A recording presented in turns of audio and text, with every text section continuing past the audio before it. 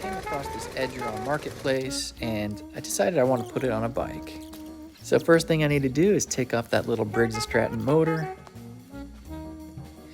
and then start resizing the frame. If you're a classic Schwinn lover, you might want to look away now. To see how much space this motor is going to need, I'm going to take off the carburetor and then hold it up to the frame, and then I can see how much I need to change the down tube. To do this, I'm just going to bend up some tube, and then I can weld that to the frame, and Bob's your uncle.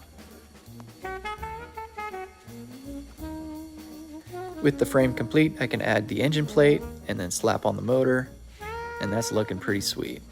This bike will use a jack shaft, so I'm going to put the rear sprocket on, and then I'm actually going to try to use the blade hub from the Edger as our jack shaft. So you're going to have to tune into part 2 to see what I do with this thing.